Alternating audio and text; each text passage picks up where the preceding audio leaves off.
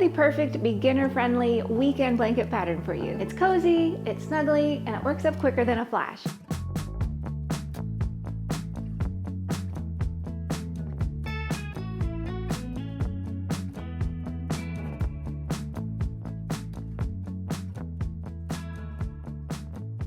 This gorgeous blanket is named Kathleen, and it was designed for you by Anne Robinson. I love the name because this was inspired by Kathleen Kelly from You've Got Mail. I wanted it to be you.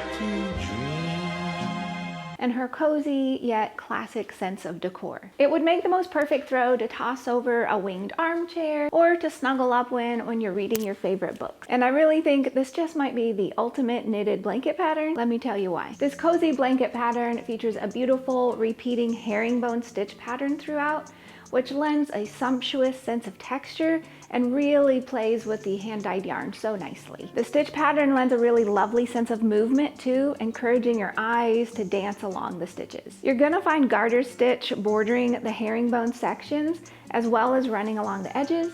And personally, I love garter stitch so much because it's just knit stitches. And so you don't really have to think about it, and sometimes you just need something easy in life to work on. Speaking of easy, this project is designed for the adventurous beginner. If you've made a few scarves, pot holders, or hats, and you're ready to tackle a bigger project, you're gonna love this one. You only need to know how to work a few simple stitches, and I'm gonna show you how here in a second. Oh, and I did wanna mention that this pattern is super easy to adjust both width and lengthwise if you wanna make a lap throw or some other size, and all the information is in the pattern for you. And this is a super quick project because it uses our Buttery bulky yarn. It's 100% superwash merino wool, and it's snuggly, it's cozy, and it is perfect for quick projects like this one. To make this version, you're gonna need Alcott, Mercury Retrograde, Lavender Tea, and Conch Shell. To download the pattern and grab the yarn, you can head over to ExpressionFiberArts.com. While you're there, make sure that you sign up for email and for text update for weekly free knit and crochet patterns. So I'm gonna show you how to make this amazing project. Grab some yarn, grab your needles, and some stitch markers, and let's jump in. Since I'm working a smaller swatch today, I'm gonna start by casting on 18 stitches.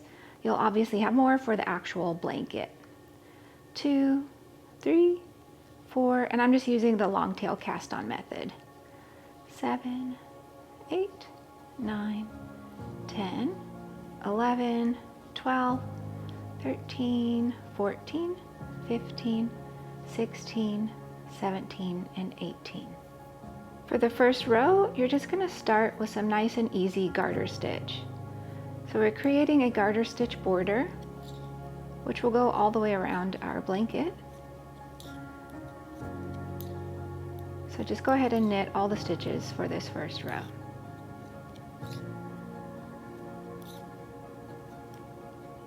This is a great project that you can watch your favorite movies or audiobooks because a lot of it is garter stitch and simple repeating patterns that you don't have to think about too hard. I'm going to go ahead and work 6 more rows of garter stitch.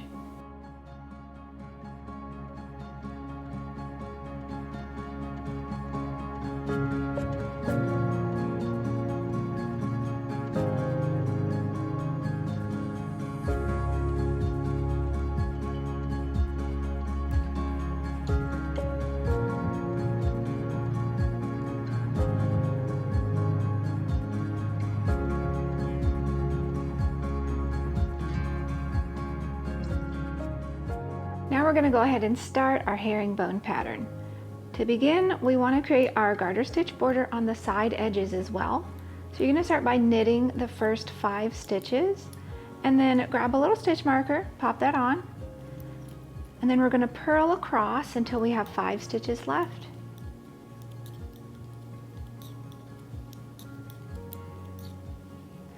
And we're going to place another stitch marker, 1, 2, 3, 4, 5. And then you're going to knit the final stitches for your border. And you're going to have garter stitch borders inside your blanket as well, but since I'm doing such a small version, they're just on the edge here. For row 2, we're going to work our border again with 5 knit stitches. Go ahead and slip your stitch marker. Now we're going to do a couple decreases and increases. For a decrease, we're going to knit the next 2 stitches together. Insert your needle into both stitches at the same time and knit those 2 together. Then you're going to knit the next 2 stitches. Now we're going to work an increase, and this is a really fun one.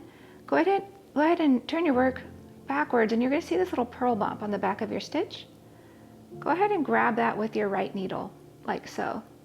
And you're going to knit that. And then knit that stitch that's right on top of it, so the next stitch. So you've increased. Then we're going to finish off with knit stitches. When you reach your garter sections, go ahead and slip your stitch marker and work your knit stitches. For row 3, go ahead and work your garter stitch border with some knit stitches. 2, 3, 4, 5, and slip your stitch marker. Then we're just going to purl all the way across to our next marker.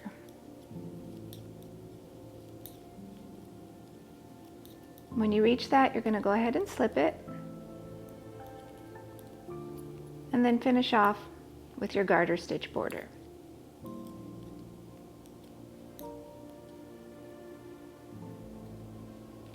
For row 4, we're going to start with our garter stitch border.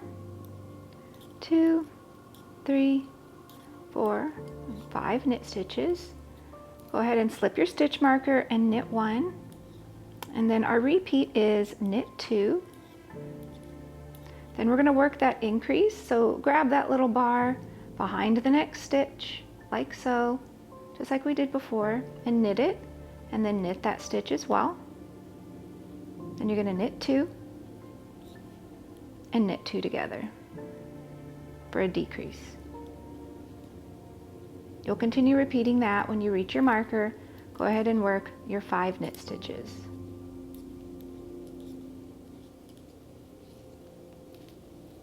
Now that we've worked our herringbone stitch, I'm going to go ahead and work 6 more rows of garter stitch.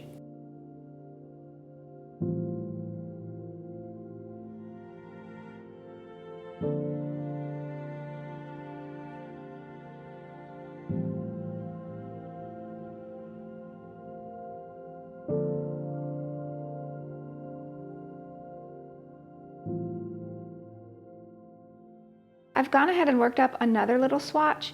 On this one, I did 2 more repeats of the herringbone pattern, so you can start to see how the stitches angle, and that's what creates that movement in your design.